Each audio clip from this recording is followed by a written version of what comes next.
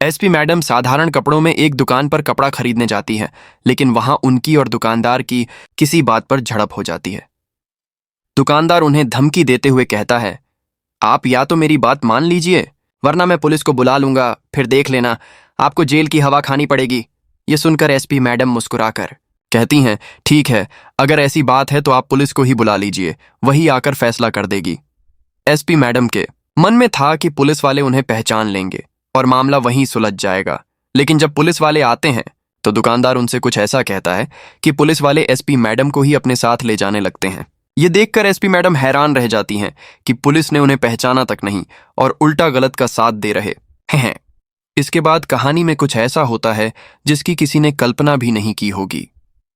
पूरी सच्चाई जानने के लिए वीडियो को अंत तक जरूर देखें। मध्य प्रदेश के इंदौर शहर में एक नई एसपी साहिबा कविता कुशवाहा की नियुक्ति होती है। कविता कुशवाहा अपनी ईमानदारी के लिए बहुत प्रसिद्ध थी। जहां भी जाती अपने ईमानदार काम से सबका दिल जीत लेती और उनके किस्से चारों तरफ फैल जाते। उनकी पोस्टिंग के ठीक अगले दिन उनका छोटा भाई उनसे मिलने आता है। उसकी शादी होने वाली थी और वह अपनी बहन को शादी में अपने साथ ले जाना चाहता था। एसपी साहिबा का परिवार अभी इंदौर में शिफ्ट नहीं हुआ था। कविता कुशवाहा अपने भाई को समझाती है, भाई तुम शादी कर लो, मैं बाद में किसी दिन आकर मिल लूंगी। लेकिन भाई जिद करता है, नहीं बहन, अगर आप शादी में नहीं आई तो मैं शादी ही नहीं करूंगा।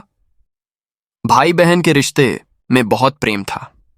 आखिरकार एसपी साहिबा अपनी व्यस्तता के बावजूद शादी में जाने के लिए मान जाती हैं। वह कहती हैं, ठीक है भाई, चिंता मत करो, मैं जरूर तुम्हारी शादी में आऊंगी। ये सुनकर उसका भाई संतुष्ट होकर चला जाता है। अगले दिन सुबह एसपी साहिबा उठती हैं और शादी में जाने की तैयारी करने लगती हैं। वह सोचती हैं, जब शादी में जा रही हूं तो अच्छे कपड़े पहनने चाहिए। यही सोचकर वह अपनी पर्सनल गाड़ी से साधारण कपड़ों में बाजार की ओर निकलती है। वह पहले कई बड़ी दुकानों पर जाती हैं, लेकिन उन्हें कोई साड़ी पसंद नहीं आती। इसी तरह घूमते घूमते वह एक और दुकान पर पहुंचती है, सुरेश साड़ी भंडार। वहां पहुंचकर वह साड़ियां देखने लगती हैं। घर से निकले हुए उन्हें 2-3 घंटे हो चुके थे, लेकिन अब तक कोई साड़ी पसंद नहीं आई थी। आखिरकार सुरेश साड़ी भंडार में उन्हें एक साड़ी पसंद आती है। वह दुकानदार से उसका भाव पूछती हैं। दुकानदार कहता है, मैडम हमारी दुकान का एक ही रेट है, आपने बाहर बोर्ड पर देखा होगा, इस साड़ी का दाम RS-TTU 500 है। साहिबा साड़ी देख चुकी थी और उसे पसंद भी कर चुकी थी। वह कहती है, ठीक है, कोई बात नहीं, और अपने पास से RS-TTU 500 निकालकर दुकानदार को दे देती है। दुकानदार उन पैसों को गिनता है और गिनने के बाद उन्हें अपने पास रख लेता है। इसके बाद वह साड़ी को पैक करके एसपी मैडम को दे देता है। एसपी मैडम भी खुशी खुशी वहां से लौटने लगती हैं, क्योंकि उन्हें जो चाहिए था वह मिल चुका था। दुकान से बाहर निकलने के बाद एसपी मैडम बाजार में और भी सामान खरीदने लगती हैं। जब वह दूसरी दुकान में खरीदारी कर रही थीं, उसी दौरान उनका थैला जिसमें साड़ी रखी थी नीचे गिर जाता है और साड़ी बाहर निकल आती है। साड़ी को देखते ही एसपी मैडम को उसमें खासर नजर आता है। खासर का मतलब होता है कपड़े के अंदर बने धागों के गुच्छे जो कपड़े की गुणवत्ता को खराब कर देते हैं। एसपी मैडम वहीं दुकान में साड़ी को फैलाकर ध्यान से देखती हैं और पाती हैं कि साड़ी की कई जगहों पर खासर बने हुए हैं, जिससे उसकी खूबसूरती पूरी तरह खराब हो गई है। इसके बाद एसपी मैडम उस दुकान से बाकी सामान खरीदकर दोबारा सुरेश साड़ी भंडार पर पहुंचती हैं। वहां पहुंचकर वह दुकानदार को साड़ी दिखाती है और कहती हैं, ये साड़ी रख लीजिए और मुझे कोई दूसरी साड़ी दे दीजिए। दुकानदार थोड़ा नाराज होकर नाक भौं सिकोड़ता है, लेकिन मजबूरी में दूसरी साड़ियां दिखाने लगता है। उसे अब तक नहीं पता था कि यह महिला यहाँ की एसपी है और एसपी मैडम ने भी अपनी पहचान जाहिर नहीं की थी। एसपी मैडम काफी देर तक दुकान के अंदर साड़ियां देखती रहती हैं, लेकिन उन्हें कोई साड़ी पसंद नहीं आती। वह दुकानदार से कहती हैं, अंकल जी, आपके यहाँ की कोई भी साड़ी मुझे पसंद नहीं आ रही। ऐसा करिए, आप मुझे मेरे पैसे ही वापस दे दीजिए, मैं किसी और दुकान से देख लूंगी। तभी दुकानदार पैसे लौटाने से मना कर देता है और दुकान में लगे एक छोटे से पर्चे की ओर इशारा करता है। बिका हुआ माल वापस नहीं होगा, केवल बदला जाएगा। यह सुनकर एसपी मैडम चौंक जाती है। वह कहती है, अंकल ठीक है, लेकिन मैंने RS-TTU 500 की साड़ी खरीदी थी और उसमें कमियां निकली, इसमें आपकी भी तो गलती है। दुकानदार जवाब देता है, मैडम बहस मत करिए, हमारे यहाँ का ये नियम है और हम इसे तोड़ नहीं सकते। एसपी मैडम कहती हैं, बिका हुआ माल वापस नहीं होता। ठीक है, लेकिन मैं इसे अभी तक अपने घर भी नहीं ले गई हूं। मैं तो पास की दुकान पर ही गई थी और वहीं मुझे ये खराबी नजर आई। इसमें वापस करने में क्या बुराई है? लेकिन दुकानदार अपनी बात पर अड़ा रहता है और कहता है, नहीं मैडम, ये साड़ी वापस नहीं होगी, आप चाहे जो कर लीजिए। इसके बाद एसपी मैडम कहती हैं, नहीं, ये साड़ी आपको वापस करनी ही होगी, वरना मैं यहां से नहीं जाने वाली। ऐसा कहकर वह दुकान में ही बैठ जाती हैं और साड़ी वापस करने का आग्रह करने लगती हैं। जब दुकानदार देखता है कि यह महिला अपनी बात पर अड़ी हुई है और जाने वाली नहीं है, तो वह पुलिस को फोन करने की धमकी देता है। वह कहता है, या तो आप यहां से चली जाएं, वरना मैं पुलिस को बुलाकर आपको अंदर करवा दूंगा। आप यहां मेरे साथ गलत कर रही हैं और यहां सीसीटीवी कैमरे भी लगे हैं। जब आपने एक बार सामान खरीद लिया तो ये वापस नहीं हो सकता। अगर आपको इसके बदले कुछ और चाहिए तो ले सकती है, लेकिन पैसे वापस नहीं होंगे। एसपी मैडम मुस्कुराकर कहती हैं, ठीक है, तुम पुलिस को बुला लो, कोई बात नहीं, वही आकर फैसला कर देगी कि तुम मुझे पैसे वापस दोगे या नहीं। दुकानदार, जिसे लग रहा था कि पुलिस बुलवाने से मामला सुलझ जाएगा, तुरंत फोन करता है और अपनी बात बता कर पुलिस को दुकान पर बुला लेता है। उधर एसपी मैडम सोच रही होती है, आने दो, पुलिस को आते ही वे मुझे पहचान लेंगे और फिर इस दुकानदार को डांट कर मेरे पैसे वापस दिला देंगे। इसी वजह से उन्होंने अब तक यह बात जाहिर नहीं की थी कि वह एसपी है, क्योंकि वह देखना चाहती थी कि पुलिस वाले यहां कैसा व्यवहार करते हैं और क्या वे उन्हें पहचानते हैं या नहीं। थोड़ी देर बाद पुलिस वाले दुकान पर पहुंच जाते हैं और दुकानदार से बात करने लगते हैं। दुकानदार उन्हें एक तरफ ले जाकर चुपके से रिश्वत देता है। पुलिस वाला ईमानदारी से अपना काम करने के बजाय उस महिला के साथ बदतमीजी करने लगता है और धमकाता है। वह कहता है, वैसे तो आप पढ़ी लिखी लगती हैं, लेकिन इस तरह के काम करते हुए आपको शर्म नहीं आती? जब दुकान पर लिखा है कि बिका हुआ माल वापस नहीं होगा, तो आप इसे वापस कैसे करवा सकती हैं? ये सब सुनकर एसपी मैडम हैरान रह जाती हैं। उन्हें इस बात का अंदाजा था कि गलती दुकानदार की है, क्योंकि साड़ी में स्पष्ट रूप से डिफेक्ट था। कोई भी व्यक्ति RS 500 देकर खराब साड़ी क्यों खरीदेगा? दुकानदार को या तो साड़ी वापस लेनी चाहिए थी या फिर कोई समझौता करना चाहिए था, और अगर समझौता नहीं हो सकता था तो कम से कम पैसे वापस करने चाहिए थे। ये सब देखकर एसपी साहिबा कविता कुशवाहा हैरान होती हैं, खासकर इस बात से कि पुलिस उल्टा उन्हें ही दोष दे रही है और अब तक यह तक नहीं पहचान रही कि वह यहाँ की एसपी हैं। लेकिन एसपी साहिबा इस पूरे खेल को अभी खुलासा नहीं करना चाहती। वह दरोगा को शांत स्वर में समझाने लगती है, साहब, मैं कहाँ गलत हूं? यहां गलती दुकानदार की है और आपको इसके खिलाफ एक्शन लेना चाहिए। मेरे पैसे वापस करवा दीजिए। इस साड़ी में दोष है तो मैं इसे क्यों लूंगी? दुकानदार बीच में टोकते हुए कहता है, साहब, मैंने इन्हें अच्छी तरह से साड़ी दिखाकर मोल भाव किया था। इन्होंने पैसे देकर साड़ी ली और चली गई। अब ये वापस आई है, हो सकता है कि साड़ी बदल कर लाई हूं।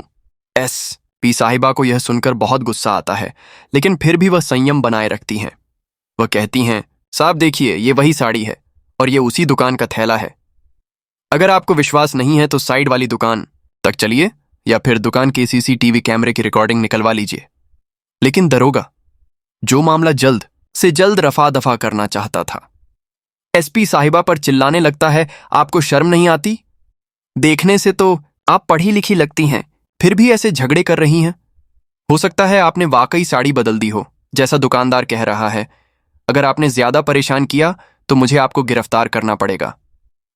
यह सुनकर एसपी साहिबा अंदर से गुस्से में भर जाती है, लेकिन फिर भी शांत स्वर में जवाब देती हैं, ठीक है साहब, अगर ऐसी बात है तो आप मुझे अंदर कर दो, मैं भी तो देखूं आप मुझे बिना वजह कैसे गिरफ्तार कर सकते हो। यह सुनकर दरोगा थोड़ी देर के लिए चुप हो जाता है, फिर अपने हवलदार से कहता है, इसे पकड़कर जीप में बैठाओ और थाने लेकर चलते हैं। लेकिन तभी एसपी साहिबा दरोगा से कहती हैं, आप तो कानून के रक्षक हो, लेकिन आपको इतना भी नहीं पता कि किसी महिला को गिरफ्तार करते वक्त महिला पुलिस की मौजूदगी जरूरी होती है। उसके बिना आप किसी महिला को गिरफ्तार नहीं कर सकते। ये सुनकर दरोगा और चिढ़ जाता है, लेकिन अब तक वहां थोड़ी भीड़ इकट्ठा हो चुकी थी तो वह अपनी महिला फोर्स को बुला लेता है। जैसे ही महिला कांस्टेबल आती है, एसपी साहिबा को पकड़कर जीप में बैठा लिया जाता है। बाजार में खड़े लोग ये सब कुछ देख रहे होते हैं, लेकिन पुलिस के सामने कौन बोलता, यही सोचकर सब लोग चुप रहते हैं। एसपी साहिबा को थाने लाया जाता है। जैसे ही वह थाने में पहुंचती है, थाने के अंदर एक पुलिसकर्मी होता है जो उन्हें अच्छी तरह पहचानना है। कुछ दिनों पहले उसी पुलिस वाले की ड्यूटी एसपी साहिबा के अंडर में लगी थी और वह उनकी ईमानदारी से बहुत प्रभावित था। शुरुआत में तो उसे अंदाजा नहीं होता, लेकिन जैसे ही वह एसपी साहिबा को पुलिस वालों द्वारा पकड़कर लाया गया देखता है, वह पूरी तरह से हैरान रह जाता है। वह तुरंत दरोगा के पास जाकर कहता है, साहब, आपने बहुत बड़ी गलती कर दी है। आप नहीं जानते कि ये कौन है। इसके लिए आपको भारी पछताना पड़ सकता है। लेकिन एसपी साहिबा, जो उस सिपाही को पहचान जाती हैं, उसे आंखों ही आंखों में चुप रहने का इशारा कर देती हैं। पुलिस वाला समझ जाता है और चुप हो जाता है। उधर दरोगा अपनी अकड़धप में कहता है, गलत क्या किया मैंने। ये औरत हमें चैलेंज कर रही थी, कानून की धौंस दिखा रही थी, तो हमने भी दिखा दिया कि कानून क्या होता है। एक रात हवालात में रहेंगी तब समझ में आ जाएगा। इतना कहकर दरोगा एसपी साहिबा को लॉकअप में बंद करवा देता है। अंदर से एसपी साहिबा उसे कानूनी धाराएं गिनाते हुए कहती हैं, तुमने ये जो किया है वह पूरी तरह गलत है। रात के समय तो तुम मुझे थाने में रख भी नहीं सकते, तो फिर मैं एक रात हवालात की हवा कैसे खा सकती हूं। ये सुनकर दरोगा का गुस्सा और भी भड़क जाता है। वह चिल्लाकर कहता है, या तो तू चुप हो जा, वरना मैं कुछ महिला कांस्टेबल भेजकर तेरी अच्छी तरह से पिटाई करवा दूंगा। एसपी साहिबा बेहिचक जवाब देती हैं, ऐसा तो कर लो, अगर हिम्मत है तो करके दिखाओ। दरोगा का गुस्सा अब 7वें आसमान पर होता है। वहीं पास खड़ा वह पुलिस वाला, जो एसपी साहिबा को पहचानना है, ये सब देख रहा होता है, लेकिन वह भी कुछ नहीं बोलता। दरोगा तुरंत महिला कांस्टेबल को आदेश देता है, इसे सबक सिखा दो अभी। और यही जैसे ही महिला कांस्टेबल लॉकअप के अंदर जाती है, एसपी साहिबा हाथ उठाकर उन्हें रोक देती हैं और कहती हैं, खबरदार, अगर एक कदम भी और आगे बढ़ाया तो। इसके बाद वह अपने पर्स से अपना आईडी कार्ड निकालती है और सीधा महिला कांस्टेबल के सामने लटका देती है। जैसे ही महिला कांस्टेबल आईडी कार्ड पर नजर डालती है, महिला कांस्टेबल जैसे ही एसपी साहिबा का आईडी कार्ड देखती है, वह पूरी तरह से हैरान रह जाती है और तुरंत जोरदार सैल्यूट मारती है। यह सब देखकर दरोगा पूरी तरह से कीने फ्यूज हो जाता है।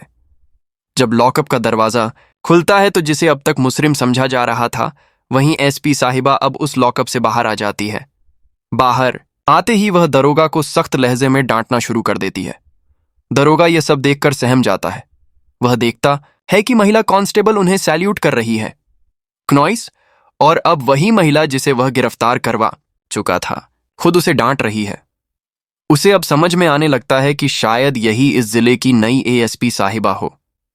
तभी वह पुलिस वाला, जो पहले से एएसपी साहिबा को पहचानता था, आगे आकर सबको बताता है, ये हैं इंदौर की नई एसपी कविता कुशवाहा। बहुत ही ईमानदार और कर्तव्यनिष्ठ अधिकारी हैं। ये इन्होंने जितने भी जिलों में काम किया है, वहां की जनता इनकी ईमानदारी की मिसाल देती है। इतना सुनते ही थाने के सभी पुलिसकर्मी, जो अब तक उन्हें पहचान नहीं रहे थे, एकदम से सावधान की मुद्रा में खड़े हो जाते हैं और जोरदार सैल्यूट करते हैं। उधर दरोगा, जो सब कुछ देख रहा था, इतना डर जाता है कि उसकी पैंट तक भीग जाती है। वह घबराकर एसपी साहिबा के पैरों में गिर जाता है। मैडम, माफ कर दीजिए, मुझसे बहुत बड़ी गलती हो गई, अब कभी ऐसी गलती नहीं होगी। लेकिन एसपी साहिबा उसे उठाते हुए कहती हैं, नहीं दरोगा जी, आपने कोई गलती नहीं की। आपने पूरी ईमानदारी से अपना काम किया। मैंने देखा था जब उस दुकानदार ने आपकी जेब में कुछ डालने की कोशिश की थी, फिर भी आपने वही किया जो आपने सही समझा। लेकिन तुम्हारी ईमानदारी उस दुकानदार के प्रति थी, सरकार के कानून और न्याय के प्रति नहीं। इसीलिए यह गलती नहीं, एक गुनाह है, और इस गुनाह की सजा तुम्हें जरूर मिलेंगे। ये सुनकर वह दरोगा और भी शर्मिंदा हो जाता है और रोते हुए फिर से माफी मांगता है। इसके बाद एसपी साहिबा तुरंत अपने उच्चाधिकारियों को फोन करती है और उन्हें थाने बुलवाती है। जब उच्चाधिकारी आते हैं तो एसपी साहिबा पूरी घटना विस्तार से बताती हैं कि कैसे एक ईमानदार पुलिस वाले ने रिश्वत लेकर उन्हें गिरफ्तार किया, कैसे कानून का उल्लंघन हुआ और कैसे उन्हें आम महिला समझकर अपमानित किया गया। उच्च अधिकारी भी नाराज हो जाते हैं और साफ कहते हैं, मैडम, इन पर फौरन कार्रवाई होनी चाहिए और इन्हें छोड़िएगा मत। एसपी साहिबा थोड़ी देर सोचती हैं, फिर उन्हें अचानक याद आता है दुकान में लगे सीसीटीवी कैमरे, जिनका जिक्र उस दुकानदार ने धमकी देते समय किया था। उसने कहा था, दुकान में सीसीटीवी कैमरे लगे हैं, सब रिकॉर्ड हो रहा है। एसपी साहिबा को अब वह सीधा सबूत मिल सकता था। वह तुरंत उसी पुलिस वाले को लेकर दुकान पर जाती हैं और वहां पहुंचकर दुकान के मालिक से कहती हैं, सीसीटीवी फुटेज निकालिए। सबसे पहले वह अपना आईडी कार्ड निकालती हैं और दुकान मालिक को दिखाती हैं। एसपी साहिबा दुकान में अपने साथ आए पुलिस वाले का परिचय दुकानदार से कराती हैं। जैसे ही दुकानदार सुनता है कि यह महिला इंदौर की एसपी कविता कुशवाहा हैं, वह थर थर कांपने लगता है और हाथ जोड़कर माफी मांगने लगता है। मैडम, मुझे माफ कर दीजिए, मुझसे बहुत बड़ी गलती हो गई क्नॉइस। मैं तो कुछ और ही समझ रहा था। दुकान में कुछ ग्राहक भी बैठे थे जिन्होंने यह पूरा मामला देखा था। वे सभी यह जानकर हैरान रह जाते हैं कि जिस महिला को पुलिस ने गिरफ्तार किया वह खुद उसी पुलिस महकमे की एक बड़ी अधिकारी है। कुछ ही देर में यह खबर बाजार में फैल जाती है। महिला एसपी ने खुद को साधारण ग्राहक बनाकर बाजार की असलियत जानी। एसपी साहिबा दुकानदार से सीसीटीवी रिकॉर्डिंग की मांग करती है। दुकानदार तुरंत रिकॉर्डिंग सौंप देता है और फिर से हाथ जोड़कर कहता है, मैडम, बहुत बड़ी गलती हो गई। आगे से ऐसा कुछ नहीं होगा जो पर्चा दुकान में चिपका था। बिका हुआ माल वापस नहीं होगा। दुकानदार घबराहट में वहीं पर्चा फाड़ देता है। फिर वह एसपी साहिबा के पैरों में गिर पड़ता है, लेकिन एसपी साहिबा उसे तुरंत खड़ा करती हैं और सबके सामने कहती हैं, देखिए अंकल, आपकी उम्र ज्यादा है, आप मेरे पैर पकड़ते हुए अच्छे नहीं लगते। हाँ, जो गलती आपने की है वह दोबारा किसी और के साथ मत करना। जो भी ग्राहक आता है वह भगवान के रूप में आता है, उसके साथ ऐसा व्यवहार न करें। अगर आगे से आपकी दुकान की कोई भी शिकायत मेरे पास आई तो मैं आपके खिलाफ ऐसी कार्रवाई करूंगी कि आपको कोई नहीं बचा पाएगा। ये सख्त चेतावनी देकर एसपी साहिबा वहां से निकलती हैं और सीसीटीवी रिकॉर्डिंग को लेकर दोबारा थाने लौट जाती हैं। थाने पहुंचकर वह रिकॉर्डिंग उच्च अधिकारियों के सामने पेश करती हैं और कहती हैं, इनके खिलाफ सख्त से सख्त कार्रवाई हो चाहिए ताकि ये फिर कभी ऐसी हरकत करने की हिम्मत न करें। इस पर तुरंत कार्रवाई होती है। दारोगा को सस्पेंड किया जाता है और केस चलने के बाद उसे 3 साल की जेल की सजा सुनाई जाती है। उधर दुकानदार जो पैसे माफी के वक्त लौटाता है, एसपी साहिबा उन्हीं पैसों से दूसरी दुकान से कपड़े खरीदती हैं और अपने भाई की शादी में पहुंचती हैं। हालांकि वह थोड़ा देर से पहुंचती हैं। जब उनका भाई पूछता है, बहन इतनी देर क्यों हो गई, तो एसपी साहिबा पूरी घटना उसे बताती हैं।